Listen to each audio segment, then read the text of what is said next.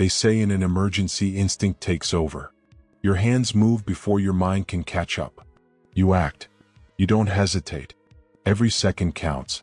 Every decision can mean life or death. If someone collapses from cardiac arrest, you press your hands into their chest, counting each compression, knowing every beat matters. If there's blood, you stop it before even noticing the broken bone beneath. Your body knows what to do before your brain has a chance to panic. But that afternoon, sitting on my back patio, staring into nothing, I felt frozen. For the first time in my life, I didn't know what to do first. No instincts, no training, no guidebook. I'd been blindsided. And the truth that hit me was so sharp, so unexpected. It threatened to undo everything I thought I knew about the world and about myself. Stay with me, because what happened next didn't just catch me off guard. It changed my life in ways I never imagined. And it started with one moment, one revelation that I'll never forget. As a critical care nurse, my entire career revolves around noticing the tiny things. The slight shift in a patient's breathing, a faint change in skin color, or the distant look that warns me something bad is coming. I've caught countless emergencies before they happened. I've saved people who shouldn't have survived. And yet somehow, I missed every subtle sign of the collapse of my nearly 18-year marriage. And the worst part?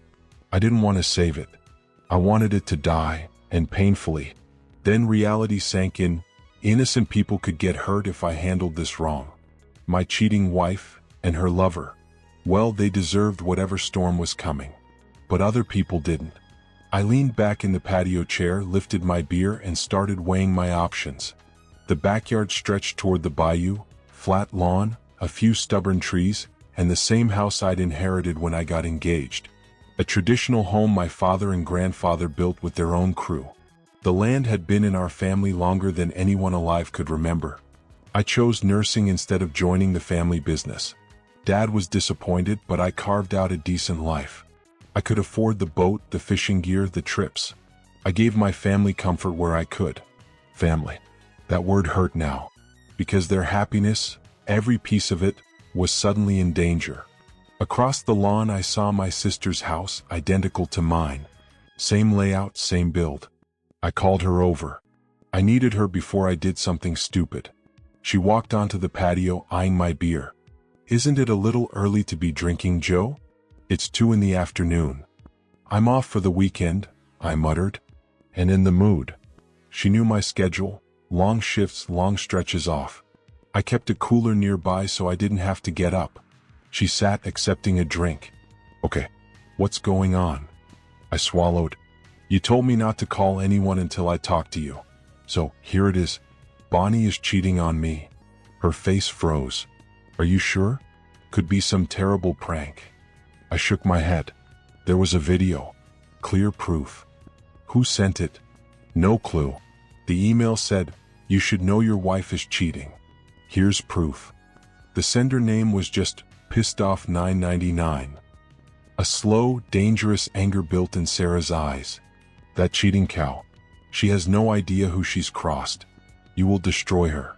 And him. Do you know who the guy is? I nodded, opening my mouth to speak, but she suddenly stiffened. "No. No way." Her voice cracked. "She's not cheating with my husband, right? They're not cheating on us with each other?" The silence answered for me. Her face flushed red, tears rising fast. "I'm sorry," I whispered, hugging her. "I was trying to figure out how to tell you." She cried hard for a minute, then wiped her face. "Okay, what do we do? Sit here until they get home and then confront them? I love Victor, Joe, but I'm not tolerating this." "We can't act emotional," I warned. "Tonight we behave exactly like normal. We greet them the same. We smile. We kiss. No alarms." "You're kidding." "I'm not. We get legal advice tomorrow. And at least..." I took a dark breath. "We know we didn't catch any STDs." She punched my arm lightly. "Oh my God, Joe. I didn't even think of that.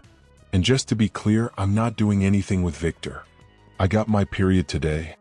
That made us both laugh just for a moment. Then she said, "This lasts until we confront them. Victor isn't getting anything from me again. Bonnie can keep him. And the kids, We can't tell them yet. I know, I said. They're at Mom and Dad's anyway. Our kids, Jason, 17, Joe, 16, Dave, 16, Cindy, 16, and my daughter Deary, 16, were practically siblings. They spent summers together, holidays, lockdowns. And Victor had always been a solid father, a good uncle.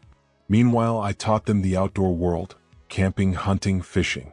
We camped in the backyard first, then deeper and deeper into the swamp. Eventually, they were skilled enough to catch their own food on trips. Family, teamwork, that's what we lived by. 3 weeks ago, I reshuffled my work schedule and took the girls boating in one boat while the boys followed in another. We spent a slow week drifting to the old Pooh Fish camp, catching crab and fish and making memories. At least I thought we were making memories. Apparently Bonnie and Victor had been making their own. The thought of telling the kids about the affair tore me apart. My entire world revolved around them. We can't hide it forever, Sarah murmured. But we can delay it. We will, I agreed. I can't forgive cheating. Not ever. Same, she said quietly. I opened another beer. I need to get her out of my life without losing everything. I can't go to jail. I can't let her take the kids. And I can't hurt Victor either. I have to be around for the kids. We'll destroy him financially, Sarah said. Child support, alimony, whatever I'm entitled to. Good. Victor earns more. You've got a better shot. But I knew Bonnie could ruin me in court. Women usually had an edge. Our assets are protected, Sarah reminded me. Dad gave us our houses before we married. Neither of them can take them. Bonnie might try to stay in yours until the kids are older, but legally she can't. Dad made us sign prenups, I added. Bonnie's father did too. If either of us cheated, the guilty party gets only 20% of the joint assets. No alimony. And Victor and I signed one too, she said. Dad insisted. She hesitated. That video. Victor and Bonnie, who recorded it? Why were there multiple angles? That's what scares me. Same event, different cameras. 3 at least. Whoever filmed it meant business. She demanded to see the video. I showed her on my tablet. Her jaw dropped. My God, she whispered. The things they said, how clueless we are. Joe, I'm going to tear him apart. We need to know who filmed it, I said. But I don't care if the world sees it as long as it doesn't hurt us. We sat there silently. Then Sarah broke. We both did. Tears we'd been holding and crashed down at once. And for the first time that day, we finally let ourselves feel just how deeply we'd been betrayed. That night, when Bonnie stepped through the door, I wrapped my arms around her and kissed her like nothing was wrong. A part of me expected her to flinch or pull away out of guilt, but she didn't. She hugged me back, kissed me with that same practiced warmth she'd used for years. There was no trace of anyone else on her. No cologne, no unfamiliar scent, just her usual perfume drifting off her clothes. Even with the anger boiling inside me, I forced myself to speak calmly. Dinner's ready, I told her. Sarah and I had already agreed on takeout. Neither of us had the patience to cook. We joked earlier, dark humor, about poisoning our spouses, but it was nothing more than a desperate way to vent. Killing them was easy. Living smart was harder. The following morning, I watched Bonnie walk straight into Victor's car like it was any other day. I called Sarah immediately. How'd it go? I asked. No issues, she sighed. I joked. I planned. I smiled. Help me keep my cool today. Any clue where they'll go tonight? Sarah had always been a bit of a loose cannon, emotional, fiery, someone who needed to speak before she exploded. We had agreed that honesty, even between our panicked selves, was the only way we'd survive this mess. By 10 a.m., we were sitting in the office of one of Sarah's bosses, Jake. A divorce attorney, longtime friend, and someone smart enough to stay ahead of the fire we were about to start. He agreed to represent us both. Are you absolutely sure you have a video that shows both of them? Jake asked. We do, we said together, though we avoided showing it just yet. As long as you have concrete proof of infidelity, you're protected, Jake explained. Your prenups are, let's just say, brutally strict. He looked at me. Joe, did you get a legal review before you signed yours? My father practically dragged me to a lawyer, I replied. Same document I used, Sarah added. Jake leaned back in his chair. All right. Here's the gist. The cheating spouse only receives 20% of joint assets. Savings, investments, shared property. Personal income accounts remain untouched. Any hidden income?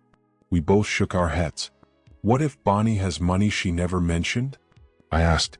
Still part of shared marital property, Jake said. But improvements on the home, solar panels, renovations, those can get messy. Your houses are protected since they were gifted pre-marriage. Bonnie can't claim ownership. So, bottom line, I said, she gets 20%. Period. Correct. And you can negotiate the rest. Furniture, gadgets, whatever. If she wants anything, she pays to move it. Jake smirked. These are the games we're about to play. Your prenups are ironclad if you prove the cheating. But keep those videos quietly tucked away. If they try to sue over invasion of privacy, the entire case will depend on how that footage was obtained. Be careful. We nodded, hard. Sarah and I had joked about editing the video, sending it to friends and family, humiliating them publicly, but the fear of hurting our kids held us back. Now, with Jake's warnings, we were even more determined to discover who filmed everything. We planned to serve the divorce papers on Thursday at noon. I suggested Friday afternoon, letting them sweat the entire weekend without legal help. Jake disagreed. Thursday. It drags out the process just enough, and it's cheaper for you too. They'll be drowning in financial paperwork all weekend.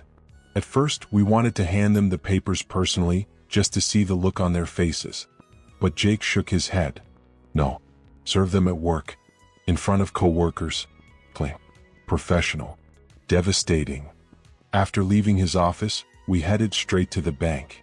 We moved our money into new accounts solely under our names, collected statements for every account, paid off and canceled joint credit cards, and opened fresh ones individually.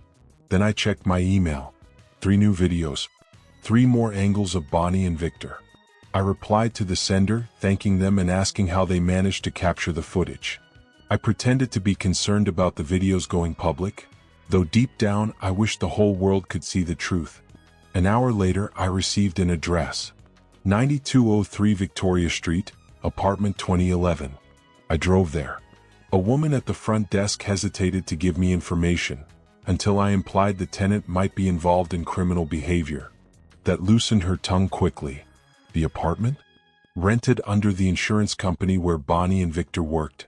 Victor's signature was right there on the contract. I wondered how their bosses would react if they learned they were paying for a company-funded love nest. At 12:30, Bonnie called, furious. What the hell is this? Divorce papers? I kept my voice steady. I know you found someone else. I'm letting you go. We had rehearsed these lines. Calm. Controlled. No reactions. Bonnie exploded anyway. She denied the affair, accused me of falling for rumors, threatened to take everything, custody, child support, half our assets. She even suggested Victor move in with her and that I move in with Sarah, like it was some disgusting joke they'd practiced. Get a lawyer, I said flatly. My hands trembled. My anger boiled. The denial, the audacity, it was almost unbelievable. Meanwhile, Sarah texted. Backyard. Bring your cooler. Fill it. By the time I walked over, she was already drinking. That idiot Victor tried to blame everything on gossip from his secretary, she said, shaking her head. Bonnie used the same line. They're in sync, all right. He denied everything. I told him to get his stuff. You really told him? I asked. Yep. And told him to call first if he wanted to pick anything up because I have a loaded weapon. Jake was on his way with 2 sheriff's deputies to keep things civil. A good call. Victor could push me too far, and the last thing I needed was an assault charge. I felt the familiar sensation of emergency mode creeping in, cold focus, shaky calm, the space between panic and action. I'm glad you talked to the kids earlier, Sarah said. I would have fallen apart.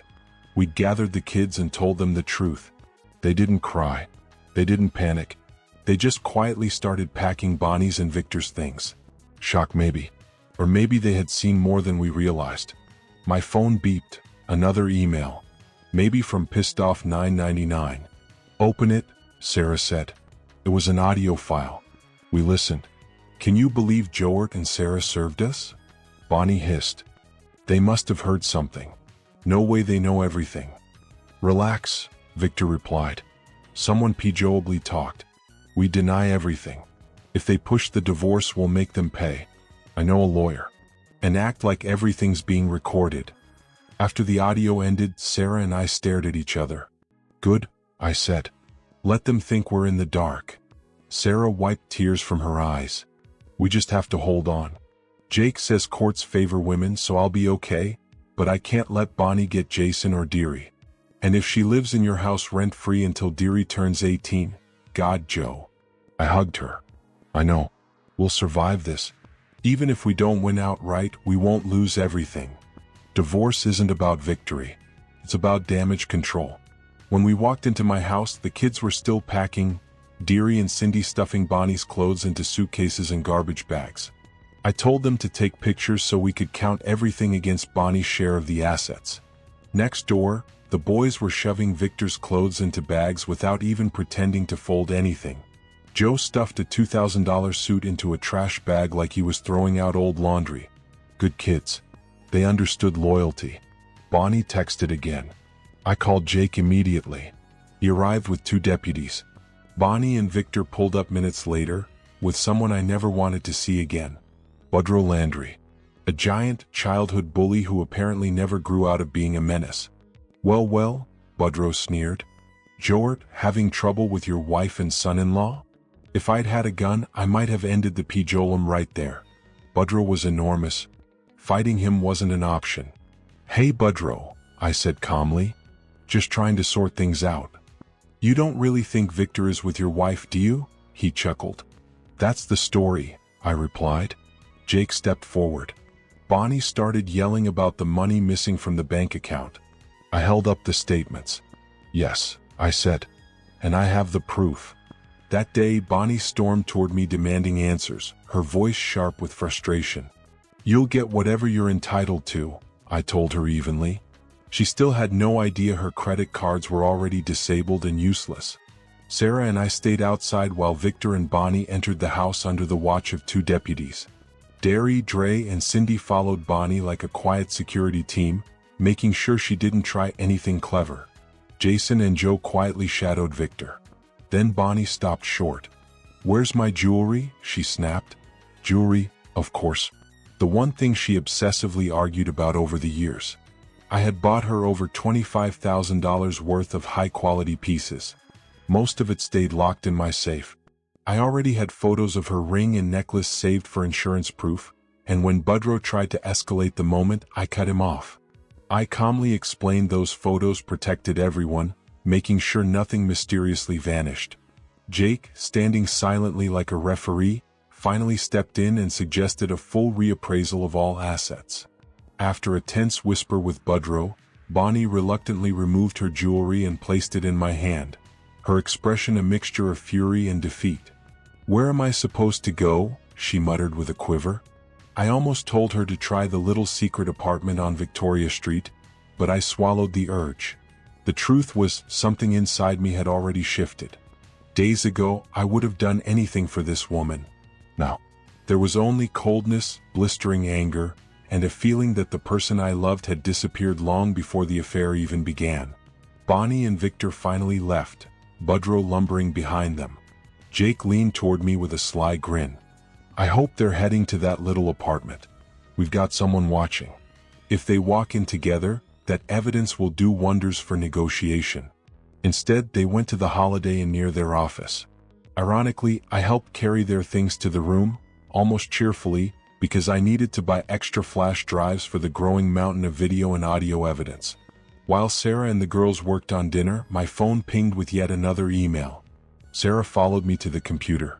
When the audio began playing, Bud's unmistakable voice filled the room. Someone's pejorably tailing Joert. Stay at a motel. Make it look like both beds were used. Towel, tissues, wet the shower, everything. The maid can be bribed. We'll claim you're just sharing a room to cut costs. Then Victor chimed in, annoyance in his tone. My card got declined. Embarrassing. Good thing I brought cash. Budrow continued, George's thinking about jewelry. He probably has a list. Protect anything you've hidden. It's technically community property, but if he doesn't know, he can't claim it. Offshore accounts, Budrow added. Better than local ones. Don't get caught lying under oath.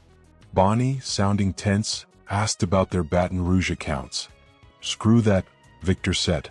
We'll fly to the Caymans and open something there. Make the room look used first. When the recording stopped, Sarah exhaled shakily. Secret bank accounts? Seriously? Where would the money even come from? I wanted to deny it too, but now I wasn't sure. Bonnie and I each got $50 a week for travel expenses. We always reviewed the credit card statements together. Nothing pointed to extra spending, but the way Budrow talked made me uneasy. I had bluffed earlier to the apartment manager, telling her Victor was involved in pills and shady stuff. Suddenly that no longer felt like a bluff. We left the topic alone for the night and sat with the kids at dinner, pretending everything was normal even though our world was unraveling. The next morning, I drove straight to Jake's office. I had already arranged a jewelry appraisal and got an estimate for my firearms from a dealer. Sarah stopped by work briefly before joining me. When we played the new recordings, Jake leaned back, eyebrows raised. Whoever is sending these, this is beyond a private investigator. You can't bug a hotel room that fast. We may need a judge's order to trace their bank balances. Detectives aren't cheap. Sarah and I shook our heads quickly when he asked if we'd noticed any missing money. Jake continued, if you want a quick divorce, and I know you do, we keep moving fast. Next week we meet them and their lawyer, list the assets, then present everything to the judge.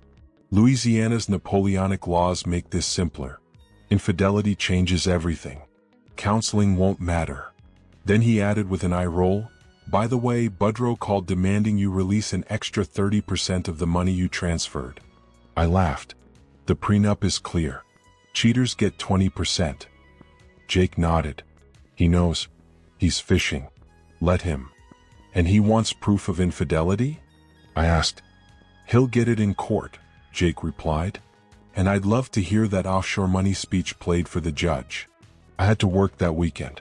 The ICU was understaffed and Sharon, the head nurse, couldn't find coverage. I half joked, what if I start coughing and need a COVID test? You idiot, Sharon said affectionately. You've got vacation days. Emergency leave. I'll start your sick leave now, then roll it into vacation. Go deal with your situation. Honestly, work was a break. ICU shifts were exhausting but predictable, unlike my home life. I didn't expect to see my father-in-law, Dr. Pran, waiting at the nurse's station. The moment he spotted me, his face tightened. Cut the crap, he hissed, dragging me into the head nurse's office. What is this nonsense about you throwing Bonnie out? She called her mother crying. My stomach dropped, but I stayed firm. John, she's cheating on me. With who? Victor, I said. My sister's husband. He froze. It's gossip, he insisted. Rumors spread at their office because they commute and have lunch together. She told us all that. I took a long breath. For the first time, I didn't sugarcoat anything. John, I haven't told anyone except my lawyer and my sister. Not even Bonnie knows how much I truly know. I have video. I have audio. This isn't gossip. His shoulders sank. His voice softened. What are you going to do? What can I do? I whispered. I'm trying to protect the kids. But I can't just pretend nothing happened. He stared at me with wet eyes and said the one thing I didn't expect. If Bonnie had proof you were cheating, I'd want your head on a platter. I'd help her bury you. When John finally asked, how are Jason and Deardra taking all of this? I exhaled slowly. They're coping, I told him. But they're talking to their cousins more than they're talking to me or Sarah. They're trying to stay strong, but they're furious at Bonnie. I've told them they need to speak to her directly, but I honestly don't know if they will.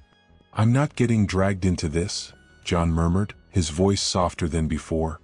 I thought you were blowing gossip out of proportion. My first priority is protecting the kids, I replied. Everything else comes after. He nodded, defeated. I'll help Bonnie with whatever she physically needs, but if you have undeniable proof, then I have to accept it. He touched my arm lightly. Stay in contact. Whatever you say about this, I believe you. You've always been an honorable man. He walked out with his shoulders caving forward, looking older than I'd ever seen him. And for the first time, I didn't feel angry at him. I felt pity. When I got home, Sarah shook her head. So he finally knows his daughter isn't the saint they thought. We should tell Mom and Dad too. Tomorrow night after your shift. I don't want them thinking we hid anything on purpose. I agreed. The conversation with my parents wasn't exactly warm. My father asked just one question, "Do you have proof?" I told him yes. And like John, he cared more about the kids than about Bonnie or me. In our culture, the adults face the consequences. Children are shielded but taught the lesson beneath everything. My silent informant didn't send anything new for a while, but I didn't need more evidence. 4 crystal-clear videos of Bonnie and Victor together. Enough audio recordings to map out the length of their affair. And the biggest betrayal? The financial one. I still couldn't figure out how she saved enough to justify a spontaneous trip to the Cayman Islands. That alone told me she wasn't just unfaithful, she was stealing. Jake began digging into their bank accounts using their social security numbers, preparing to subpoena every statement if anything was missing. Some answers arrived that Wednesday during the formal meeting to assess our combined assets. A court-appointed financial arbitrator sat with us, scrolling through paperwork as we submitted documents. I provided my income details and her pay stub. Bonnie made around $5,000 a month, and with my overtime shifting up and down, we earned almost the same yearly. Jake leaned in and whispered, even without the prenup or the infidelity, her alimony wouldn't be much. On Monday, the auditor requested our tax returns from the last few years. I found mine filed neatly in our desk. Sarah had to call her accountant, annoyed that Victor hadn't given her copies earlier. She knew Victor made around $80,000 while she made $50,000, and she lit up when Jake told her she'd qualify for a generous support payment. Then Budrow marched in with Victor and Bonnie trailing behind him like defeated troops. Bonnie glared at me with a hostility that blindsided me. I half expected a hint of remorse, but she stayed stone-cold silent. Definitely Bud's coaching. Victor tried to act unreadable, but the tension pulsed through him like a heartbeat. The court officer started the session. Let's begin. Your attorneys have forms affirming that your statements today are truthful and can be used in court. Today we list everything. The prenuptial agreement comes later. We breezed through the simple stuff: cars, firearms, the boat, household items. Even Bonnie's jewelry wasn't an issue anymore. The appraisal showed it was worth more than my truck and firearms combined. Budrow insisted the solar system be counted separately, waving around a document listing its depreciation. Jake reviewed it, scribbled notes, and nodded that it was acceptable. Then came the 401 Burmese chots. I asked, "Why are those included? Aren't they separate?" Jake answered, "Not after 10 years of marriage. But since both accounts are nearly equal, it won't tip anything." Then we got to the bank accounts. Jake presented statements showing that I withdrew 80%, the maximum allowed. He did the same for Sarah and Victor. The auditor said, "This part is straightforward." Then the assistant frowned at the tax documents. "There's a significant discrepancy between Mrs. Fontenot's reported salary and her actual income for the past 2 years. Victor stiffened instantly. "I estimated her income," I explained. "I multiplied her monthly salary by 12. "Yes, but her tax returns say she made $140,000 annually," the assistant said. "What?" The word slipped from me before I could stop it. "You didn't review your own tax return?" he asked, baffled. I shook my head. Bonnie and Victor hired a new accountant. Everything went electronic. I just checked the small refund.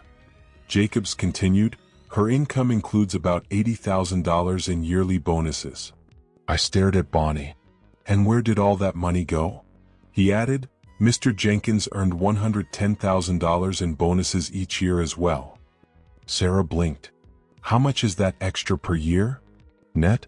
About $80,000, he replied.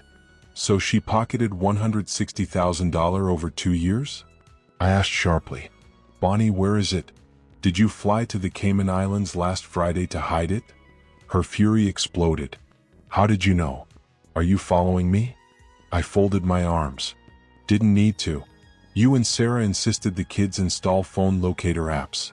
When you ignored Jason and Deardra's calls, they checked your location. You vanished, then popped up near the coast. They figured it out.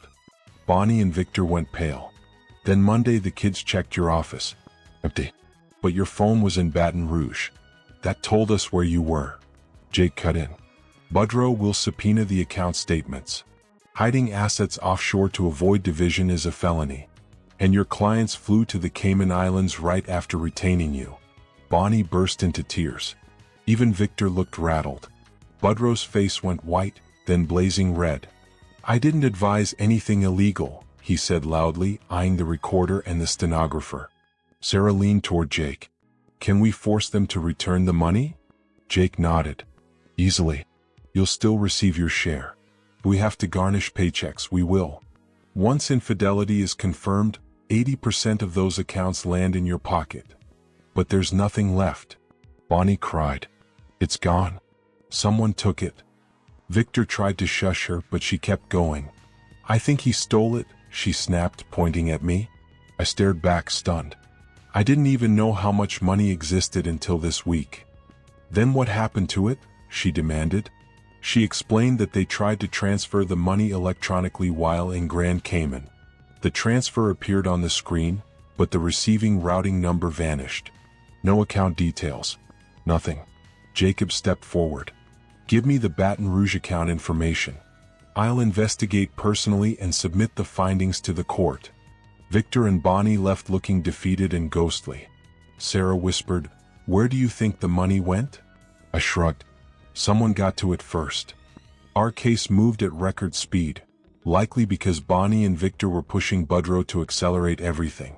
They stayed at the Holiday Inn for a week before finally slithering back into their little apartment on Victoria Street, their so-called love nest, pejorably scraping for cash while also paying Budrow's massive fees. All 5 kids insisted on being at the hearing, and I didn't see a reason to stop them. As the divorce proceedings loomed closer, Jake made sure the kids understood what was coming. They were all shaken by the situation and he wanted them prepared. Judge Goody handled family cases differently, more like a tough but fair uncle than a distant figure on a pedestal. When we entered the room, Jake, Sarah, and I sat to Bud's left. Bonnie and Victor sat stiffly across from us. The kids lined up quietly behind us in the gallery, their eyes locked on everything like it was a courtroom drama unfolding right in front of them. We rose when the judge entered, but he quickly waved us back down. I run a semi-formal courtroom, he said bluntly. Sit unless I speak to you. Raise your hand if you need to talk. Be respectful. And if you piss me off, I will throw you out. Understood. The kids nearly choked trying not to laugh. Then he dove straight into it. I've reviewed both cases. Normally these would be handled separately, but the people involved, and the accusations, are intertwined. One sibling is accused of infidelity, and while infidelity itself isn't automatic grounds for divorce in Louisiana, the prenuptial agreements make it relevant. I will need irrefutable evidence. His eyes swept over Bonnie and Victor, who suddenly looked like they wanted to melt into their chairs. Then he addressed the elephant in the room, money. There were discrepancies in the financial statements, and allegations of hidden funds, he said, tapping his pen. My investigation confirmed that Mrs. Fontano and Mr. Jenkins opened bank accounts in Baton Rouge. One had $120,000. The other, $160,000. Both accounts were drained the Monday before the divorce petition was filed. Bonnie's jaw fell open. Victor looked like someone had punched the wind out of him. The judge continued, the correct passwords and security answers were used, meaning these transfers came from Mrs. Fontano and Mr. Jenkins, or someone they authorized. Victor swallowed hard. Further investigation showed the money was divided equally into 5 accounts, those belonging to Jason, Deardra, Joe, Dave, and Cindy Jenkins. These accounts fall under the Uniform Gifts to Minors Act and were established years ago, likely as college funds or safety nets. I was stunned. Completely stunned. If Bonnie had moved the money to the kids, why had she acted like it vanished into thin air? The judge looked around the table. Unless someone has proof of fraud, these deposits are legal and non-refundable. Does anyone have evidence? We all answered at the same time. No, Your Honor. Bonnie and Victor looked absolutely rattled. Not because we said no, but because they suddenly realized they were trapped. If they admitted to hiding money offshore, they risked criminal charges. If they denied it, the judge still had their financial fingerprints all over the transfers. The judge moved on.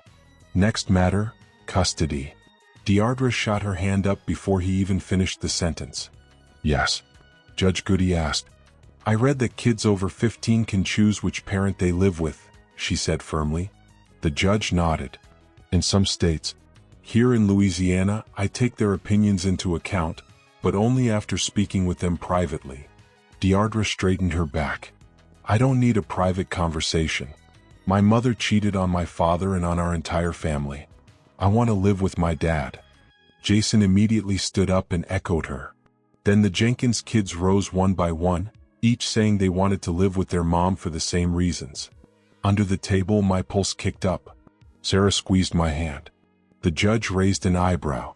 I will consider your wishes, but I have not yet established that. What was your phrase? Treason occurred. Deardra's hand shot up again. Yes, he asked. I also read that a 16-year-old can request emancipation and that 17-year-olds can leave home without filing anything. The judge almost smiled. That's an old law meant for young men wanting to join the military without parental permission. But yes, technically, a 16-year-old can file for emancipation, if they can support themselves. We can, she said. I have my college fund, and it just got an extra $56,000. Cindy jumped in. I have mine too. Dave grinned. Me as well. We can all rent a place together if we need to. Jason and Joe followed suit. If we pool our money, all 5 of us could live comfortably for years. Judge Goody let out a long breath. Let me guess, if I don't consider your wishes, you'll all walk out and support yourselves? 5 heads nodded in perfect synchronization. Sit, he commanded. I'll take it under advisement. He shifted his attention to Jake. Now there is an allegation of infidelity. It affects the prenuptial agreements and property distribution. Present your evidence. Jake stood. Your Honor, these photos show Victor R. Jenkins and Bonnie Font. Budrow sprang to his feet. Anyone can manipulate photos. I could show you pictures of myself playing golf with the president if I wanted to. Judge Goody didn't blink. Where did this evidence come from? Jake motioned toward me. I stood. Your Honor, they came from an anonymous source. I received multiple videos and audio recordings. These screenshots are from one of the videos.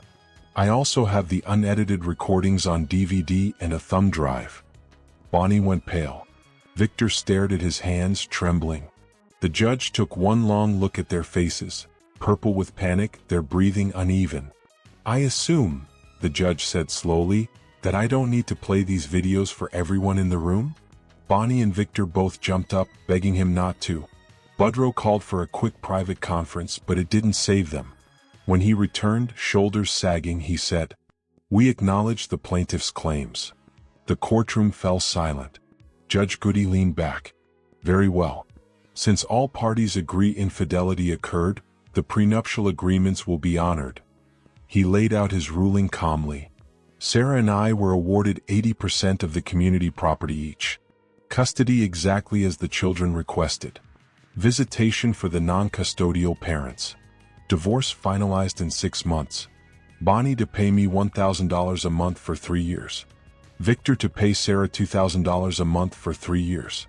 Each dependent child, $500 a month until age 18.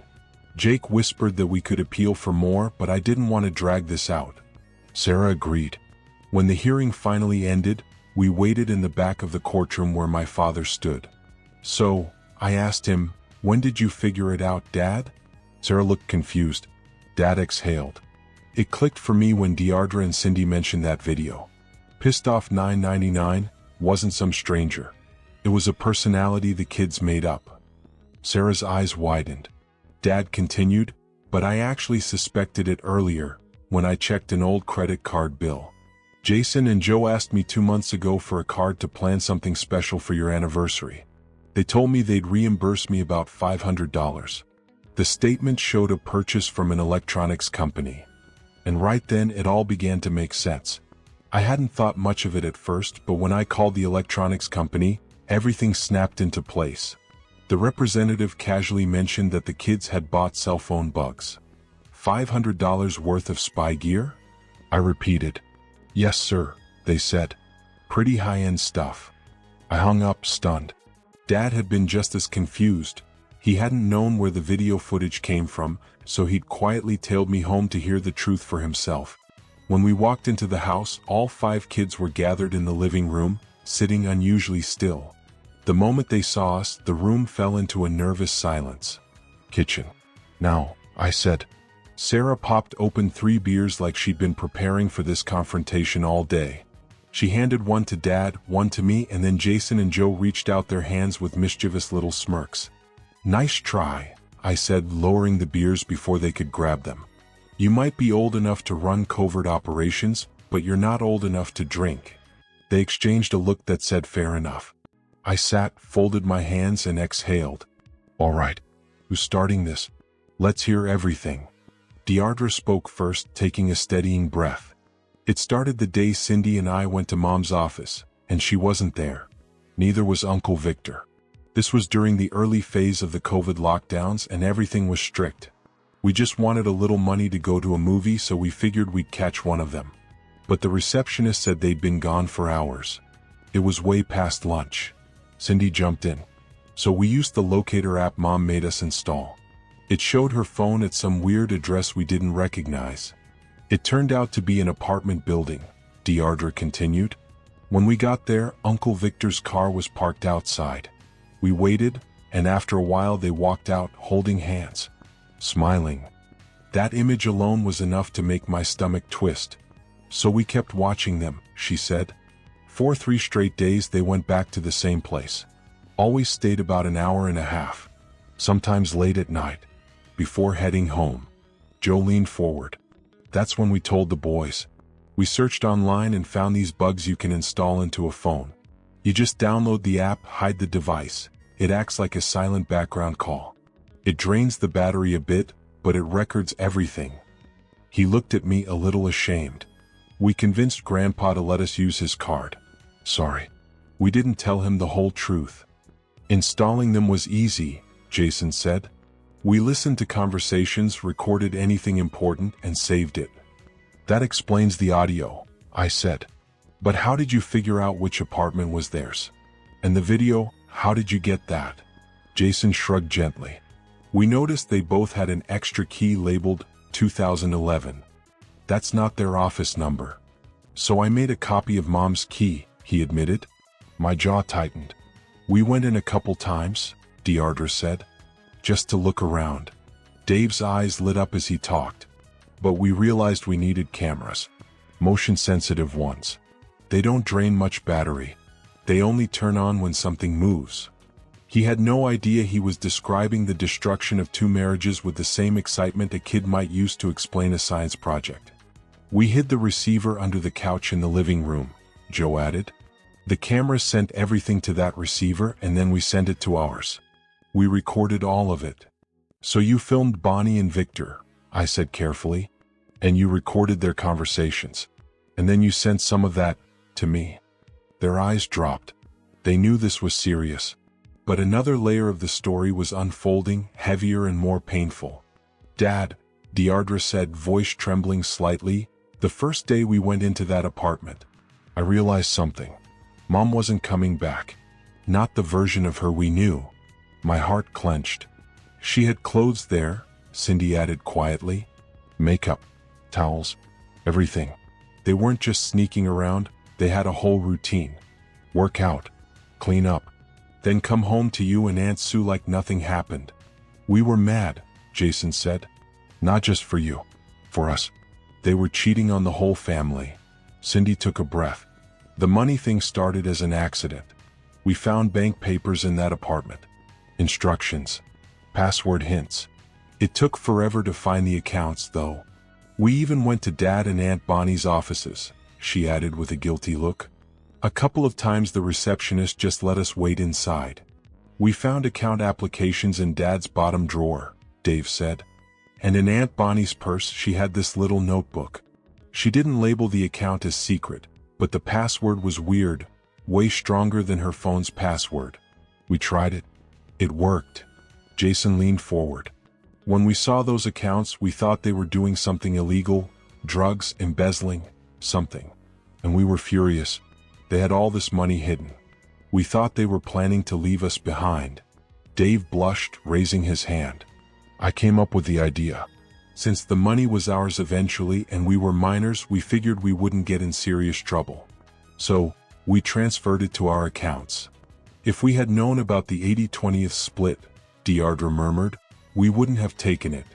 But everything kind of worked out, Jason said quietly. I looked around the table. They had been angry, hurt, betrayed. But even then they hadn't gloated. I saw guilt, conflict, frustration, but not pride. That part, Jason whispered, sending you the videos and recordings, that was the hardest. We were so angry at Mom and Uncle Victor. Angry for what they did to you. To Aunt Sue. To all of us. He lowered his eyes. We didn't know what else to do. As the kids continued talking, something clicked in my mind. They weren't acting out of cruelty. They were acting out of desperation. We never wanted to hurt you or Aunt Sue, Jason finally said, his voice lower now. But we felt trapped. Useless. So when we sent you that first video, that was our only way to reach you. He wasn't wrong. Back then I was a mess, angry, confused, ready to explode at the slightest thing. We kept trying to get you to go visit Mom and Dad, Cindy added. We thought, if you saw them acting weird you'd ask why. And if you opened the safe and pulled out a weapon, we would have told you everything right there. They all nodded, almost in unison, as if they'd rehearsed this moment 100 times. We'd already moved the money Mom hid, Dave admitted. I mean, yeah, okay, we stole it. We know we stole it. But they cheated us first, so it felt fair. I looked at Sarah. Her expression wasn't anger, it was disbelief mixed with something close to awe. I swear, I said, shaking my head with a small laugh, I hope none of you ever get mad at me and Sue. But if you ever trap me the way you cornered your mother and Victor, I'll swing my walker at all of you, even if I'm in a nursing home. They burst into laughter, even Dad cracked a smile. You'll never have to worry about that, Dearie said, squeezing my arm. You would never betray the family. But Dad raised a hand. Hold on. One thing still doesn't make sense. You bought cell phone bugs using my credit card. Those things weren't cheap. Where'd the money for the video cameras come from? Jason exhaled dramatically. Those cameras were pricey, Dad. $500 each. But they recorded full video with sound, and they had built-in motion and sound sensors. We bought 5 in total. Plus 5 hidden transmitters, added Joe. Another $500 each. Dad's jaw tightened. That's $3,500. Jason nodded matter-of-factly. Plus shipping. And how exactly, I asked, did you pay for all that? Jason didn't even blink. We used Dad's visa. I froze. I don't have a visa. You do now, he said calmly. I applied for one and forged your signature. At least the kid wasn't pretending to be innocent. It has a $10,000 limit, Dearie added cheerfully. We bring in the mail every day, so hiding it was easy. And the email? Sarah asked. Oh, Cindy and I set that up, Dearie replied. Pissed off 999. Joe came up with the name. Because what Mom and Uncle Victor did made him furious, Jason finished for him. Sarah, Dad, and I exchanged a look, equal parts impressed and terrified. So the bugs in the phone still work? I asked. Dave nodded proudly. Yep. As long as their batteries stay charged, we know exactly where they are and what they're doing. If they talk near their phones, we hear it. It's voice activated, so sometimes we get long recordings of car noises or business meetings, but we go through everything. And you gave me access, I said. Which is why Sarah and I knew ahead of time what Bonnie and Victor were planning before the property division meeting. Sarah smirked at the memory. Bonnie was so desperate for her jewelry she practically traded half the housewares for it. And then, I added, you suggested they walk across town wearing signs saying we cheated on our spouses. Dad had nearly fainted at that. They got off easy, Dad muttered. Child support could have been doubled. Exactly, I said. Which is why they ended up apologizing on their knees. I leaned back, letting the weight of everything settle before I continued with the part that still feels unreal. 2 months later, don't ask me how because I swear on a mountain of Bibles I had absolutely nothing to do with it, the insurance company discovered that Victor had been paying for that little love nest with company funds. And apparently Bonnie's insurance premiums had been mysteriously, suspiciously high for years. The fallout was fast and brutal. Victor's bonuses evaporated. Their reputations collapsed overnight. And just like that, their careers were gone. I shrugged. No lawsuit, no public blowout. The company didn't want the scandal. And none of the videos ever leaked, not one frame. By then, I didn't have the energy to care. And Sarah? She was over it too.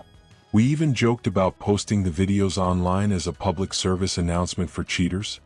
But the kids didn't want their parents' stupidity haunting them forever. I respected that. Bonnie and Victor moved to New Orleans, I said quietly. They're running a tiny shipping company out of a cramped office. Small apartment. They barely call the kids. They almost never visit. I let out a slow, steady breath. Last I heard, they're struggling just to keep up with child support and alimony. A small smile curved my lips. Nothing cruel, just honest. I wish them the best. Well, maybe. If this story pulled you in, don't forget to like the video, subscribe, and share it with someone who loves dark, real-life betrayals. This is Dark Infidelity Stories, where the truth always hits harder than fiction.